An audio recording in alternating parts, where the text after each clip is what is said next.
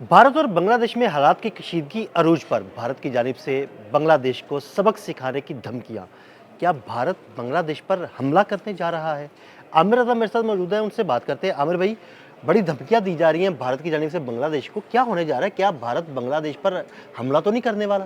देखिए, पहली बात तो यह है कि भारत चाह रहा है हमला करना और भारत जो है उसको इस वक्त किसी एक चिंगारी की ज़रूरत है और वो चिंगारी उसको मगरबी बंगाल से मिलना शुरू हो गई है। यानी जैसे मैंने आज 2 दिन पहले आपके साथ एक व्लॉग किया था, तो मैंने आपसे कहा था कि मशरक़ी बंगाल और मगरबी बंगाल में पुरानी आपस में खुंदकबाजी है। खुंदकबाजी से मुराद ये है कि मगरबी बंगाल के जो लोग थे वो इस्तेसाल करते थे मशरक़ी बंगाल का, इसीलिए 1905 में इनको तकसीम कर दिया गया था, मशरक़ी और मगरबी में तकसीम कर दिया गया, क्योंकि हिंदू बनिया जो था वो सारी दौलत समेटता था मशरक़ी पंजाब से, मशरक़ी बंगाल से, और उसको मगरबी बंगाल में जमा करता रहता था। अब मगरबी बंगाल में क्योंकि लोगों का इंटरेस्ट मशरक़ी बंगाल में है, मैंने आपसे कहा था कि यहाँ से हिंदू जब 1971 में मशरक़ी पाकिस्तान बांग्लादेश बनने जा रहा था, तो उस वक्त हिंदुओं की एक बड़ी कम्युनिटी जाकर वहाँ पे बिज़नेस सेटल कर रही थी। ना सिर्फ बिज़नेस सेटल कर रही थी, बल्कि वहाँ पर छोड़ी गई जायदादों पर कब्ज़े कर रही थी। वहाँ पर देहात जो थे वो हिंदुओं के आबाद थे, और ये लोग जो थे इनके सारे के सारे इंटरेस्ट जो थे वो मगरबी बंगाल के साथ जुड़े थे, और मगरबी बंगाल में बैठा हिंदू बनिया या व्यापारी या आरती वो मशरक़ी बंगाल का उसी तरह से इस्तेसाल करना शुरू हुआ जैसे 1905 से पहले किया करता था। तो ये एक ऐसी सूरत हाल थी जिसमें मुसलमान मुसलसल दबते चले जा रहे थे और हिंदू मुसलसल जो है उन पर, उनकी मईशत पर, उनकी नॉर्म्स पर, उनकी अखलाकियात पर काबू पाता जा रहा था। अब जब ये नई इसको कहें क्या कहेंगे, नई स्ट्रीम चली या नई स्ट्रिंग चली, इसमें भारत से जो आज़ादी हासिल करने की बात हो रही है वो असल में इसी मगरबी बंगाल के जो हिंदूज़ हैं उनसे आज़ादी हासिल करना है। यानी वहाँ पर जो बंगाल में इस वक्त मैं उस मशरक़ी बंगाल की बात कर रहा हूँ, वहाँ पर इस वक्त जो हिंदुओं को तशद्दुद का निशाना बनाया जा रहा है, यहाँ कहा जा रहा है कि आप भारत चले जाओ। जी बिल्कुल। मैंने आपको बताया था कि हिंदुओं के दो स्थान, शमशान घाट या हिंदुस्तान, ये नारा लग गया, और इसका मतलब ये था कि मगरबी बंगाल से जो हिंदू इस्तेसाल करने के लिए आबाद हुए थे उनको अब वापस जाना है और वो वापस जाएंगे। इसको लेकर जो है मगरबी बंगाल में एक हंगामा बरपा है, और वहाँ पर जो है उनके बांग्लादेश की जो कौंसल खाना है उसके बाहर जो है एहतजाज जारी है, और जनता पार्टी के सुदिंदर हैं अधिकारी, सुदिंदर अधिकारी, उन्होंने एक यूँ कहें कि एक बड़मलई मारी, या उसको क्या कहेंगे कि ख्वाबो ख्याल की शायद दुनिया में, उन्होंने कहा कि जिस तरह से इसराइल ने गज़ा के साथ किया है, हमें ये बंगाल के साथ करना चाहिए, और हमें बदला लेना चाहिए अपने उन हिंदुओं का जिनको वहाँ से निकाला जा रहा है या मारा जा रहा है या माइग्रेट करने पर मजबूर किया जा रहा है, और आहिस्ता आहिस्ता वो सरहद के करीब आते चले जा रहे हैं। ये है वो चिंगारी जिसका मैंने आपको शुरू में जिक्र किया था कि भारत और बांग्लादेश के मबैन एक जंग हो सकती है, और इसको अब दुनिया भी इस नज़र से देखना शुरू हो गई है, क्योंकि भारत के अंदर जो है बहुत ज़्यादा प्रेशर है मोदी के ऊपर कि वो बांग्लादेश पर हमला करें और हसीना वाजिद का बदला लें, क्योंकि हसीना वाजिद एंड कंपनी ने वहाँ जो इस्तेसाली बड़ा जुल्म निज़ाम, किया, बहुत जुल्म जो किया वहाँ 25 पे। साल इस्तेसाली निज़ाम उन्होंने डेवलप किया वहाँ पे, वो सिर्फ़ और सिर्फ इसकी बुनियाद ये थी कि वहाँ पर मौजूद मगरबी बंगाल के हिंदुओं के मफादात को तहफ़्फ़ुज़ किया जाए, उनको वहाँ पे कारोबार करने के मौके थे। आप अंदाज़ा करें कि ये इलाका मुसलमानों का था, अक्सरियत मुसलमानों की है, लेकिन तमाम के तमाम बिज़नेस के ऊपर, तमाम के तमाम बंदरगाहों के ऊपर हिंदुओं की इजारादारी थी, और इनको हसीना वाजिद अपना मोहसिन कहती थी। क्यों मोहसिन कहती थी? वो कहती थी क्योंकि इन्होंने हमें मशरक़ी पाकिस्तान से बांग्लादेश बनने में मदद की थी। हाँ जी। लाज़िम बात है, जो मुक्ति बानी बनी थी उसमें जो पैसा इन्वॉल्व था वो इन्हीं हिंदुओं का था, जो मगरबी बंगाल के साहूकार थे, या बिल्कुल। उसको कहें उस वक्त के सनतकार थे, दौलतमंद अफराद थे, उन्होंने ढेरों पैसा जो था शेख मुजीब को ट्रांसफ़र किया, जो कि मुक्ति बानी के काम आया, और पाकिस्तानी वर्दियाँ पहनकर उन्होंने जो वहाँ पर लूट मार का बाज़ार गर्म किया था उसमें हिंदू भी शामिल थे, और उसमें ख़ुद हसीना वाजिद के फॉलोअर्स भी शामिल थे। ये पुरतशद्दुद लोग आज भी उसी तरह से तशद्दुद कर रहे हैं। ये बंगाल के अंदर जो आपको मुख्तलिफ स्टूडेंट्स लीडर के मतलब जो मैंने आपके साथ एक व्लॉग भी किया था, उन पर हमला किया जा रहा है। तो ये सारे हसीना वाजिद के पैरोकार हैं, यानी शेख मुजीब के पैरोकार हैं। अब इनको वहाँ से देश निकाला दिया गया है। मोदी पर यह प्रेशर डाला जा रहा है कि जी हम में एक बड़ी कुव्वत हैं। और सुदिंदर अदाकारी का जो है अधिकारी, उसका नाम है जी, अधिकारी मतलब फॉलोअर्स, लेकिन मैं ये कहता हूँ अदाकारी। उसने जो अदाकारी की उसमें उसने ऑपरेशन सिंदूर का भी जिक्र कर दिया। अच्छी बात है, अगर वो उसी तरह का ऑपरेशन करना चाहते हैं बांग्लादेश में, तो जिस तरह से उन्हें मगरबी पाकिस्तान से मार पड़ी है, पाकिस्तान जो अब पाकिस्तान है, कभी मगरबी पाकिस्तान था, तो इंशाअल्लाह ताला उन्हें मशरकी पाकिस्तान जो अब बांग्लादेश है वहाँ से भी वैसी ही पटाई लगेगी। और वहाँ पर तो पहले से चीन जो है आर धमका है और चीन मौजूद है। ये वो बात है जो अभी तक इस बड़े मुल्क को यानी भारत को रोक रही है कि वो बांग्लादेश पर हमला ना करे, लेकिन उसी तरह से पटाई होगी। मैंने शायद आपको याद होगा, हमने व्लॉग किया था जिसमें मैंने ये जिक्र किया था कि हमें मार्का हक में जो हमें फ़तह हासिल हुई है उसकी हजीमत है। और ये मैं उस जानवर का नाम नहीं लेना चाहता, 40 दिन तक ज़ुबान नापाक रहेगी। ये जो है इनकी जहनीत जो है ये अपने ज़ख्म चाट रही है और ये किसी छोटे मुल्क पर हमला कर सकते हैं। वो श्रीलंका भी हो सकता है, वो नेपाल भी हो सकता है, वो बांग्लादेश भी हो सकता है।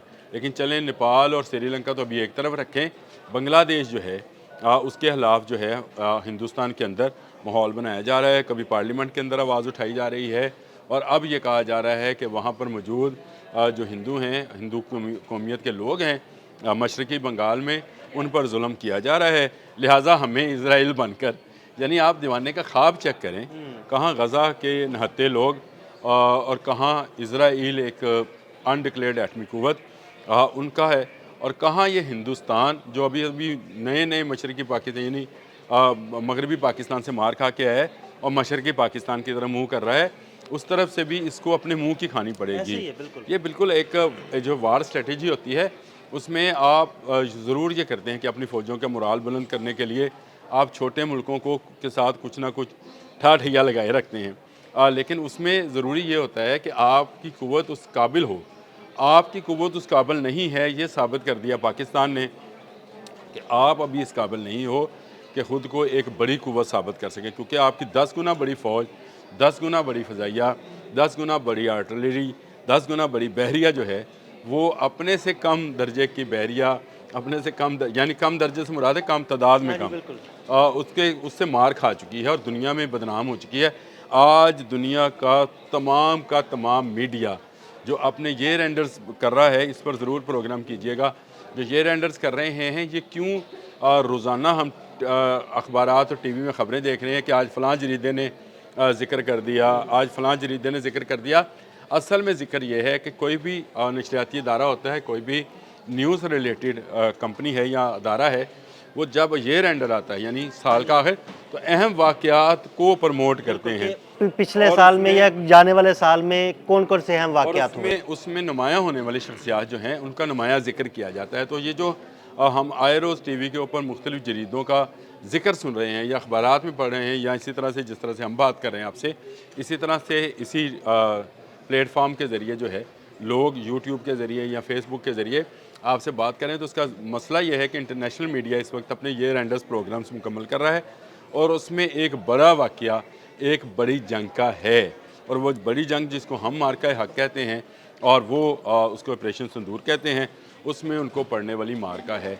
ये एक ऐसा मार्का हक था जिसमें पाकिस्तान ने अपने से बड़ी क़ुव्वत को गिराया था और उसके नतीजे में आज तमाम अपने ये रेंडर्स में उसको लिख रहे हैं। मेरा ख्याल है ये रेंडर्स में ये लिखा जा रहा है और जो स्टार्ट एंड होगा ईयर्स का उसमें लिखा जाएगा कि मशरक़ी पाकिस्तान से भी वैसी पटाई हो।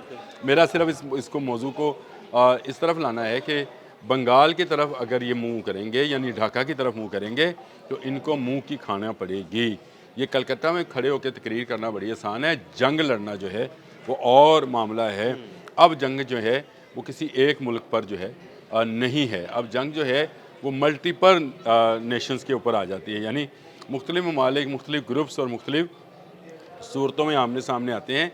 तो ये जिस तरह से भारत को S-400 का नया वर्जन देने से रशिया जो है रिलक्टेंट है, जिस तरह से Su-57 जो है वो देने से रिलेक्टेंट है, तो इसका मतलब ये है कि आपको वो मार पड़ी कि आप दुनिया का कोई मुल्क आपके साथ किसी दूसरे मुल्क पर हमला होने के लिए मदद फराहम नहीं बिल्कुल ऐसे ही। करेगा। ये बात ज़हन में रखें कि दुनिया के तमाम तर टेक्नोलॉजी जो असले और वेपन से मुश्तमल होती है, इसको हमेशा दिफाई टेक्नोलॉजी कहा जाता है, अटैकिंग टेक्नोलॉजी नहीं बताया जाता है। कहा जाता है कि ये दिफा के लिए है, तो दिफा के लिए अब टेक्नोलॉजीज़ बहुत आगे चली गई। अब वो वक्त नहीं है आज से 54-55 साल पहले वाला, जब कम्युनिकेशन बड़ी जो थी महदूद पैमाने पे थी। अब सेकंड्स में जो है, सेकंड्स के भी नैनो सेकंड्स में पैगामात जाते हैं और सेकंड्स में ही आपके पास वो तमाम सहूलियात मौजूद होती हैं जो आप दुश्मन को ज़ेर करने के लिए इस्तेमाल करते हैं। और हमने ये तजर्बा करके देख लिया, यानी दुनिया की कुव्वतों ने ये तजर्बा भी देख लिया कि किस तरह से नैनो सेकंड्स के अंदर जो जहाज़ आए अपने ही मुल्क में खड़े खड़े वो तबाह कर दिए गए। यानी हवा में मुल्क थे जो यहाँ उड़ रहे थे तो उनको तबाह कर दिया गया, और कहा गया कि 10 निशाने पे थे, 6 मारे गिराए, 7वां जो था वन मैन था, लेकिन डोनाल्ड ट्रंप की बात मान लेते हैं, वो 8 कह रहे हैं।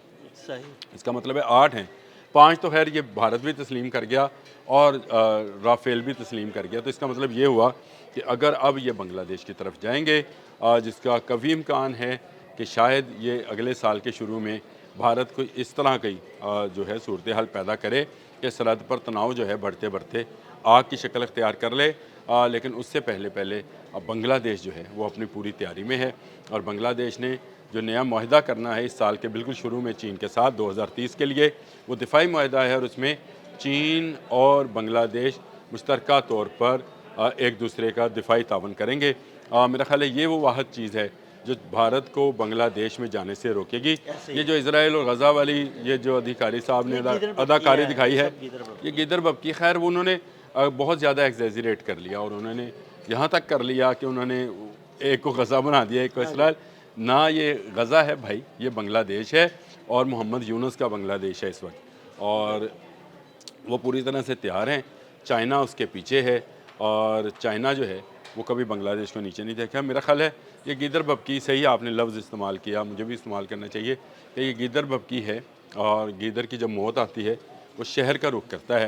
मेरा ख्याल है अगर भारत की मौत वाक़या होनी है तो वो ढाका का रुख करेगा, और ढाका का रुख करेगा तो अपनी उन 7 स्टेट्स जिनको 7 सिस्टर्स कहा जाता है, उनसे भी हाथ धो बैठेगा। और चीन पहले ही एक मौके की तार में है कि ये गलती करें इस तरफ वाली बॉर्डर पर, और वो उसको जो है चिकन नेक को काटे, ताकि ये 7 स्टेट्स जो हैं ये ख़ुद मुख्तारी का ऐलान करें। बहुत शुक्रिया आमिर रज़ा, आपका बहुत शुक्रिया। जी बिल्कुल, आमिर रज़ा ने बड़ी तफसील के साथ आपको भारत और बांग्लादेश के ताल्लुकात और आगे आने वाले हालात के बारे में आगाह किया। अदील अहमद और आमिर रज़ा को इजाज़त दीजिएगा। अल्लाह हाफ़िज़।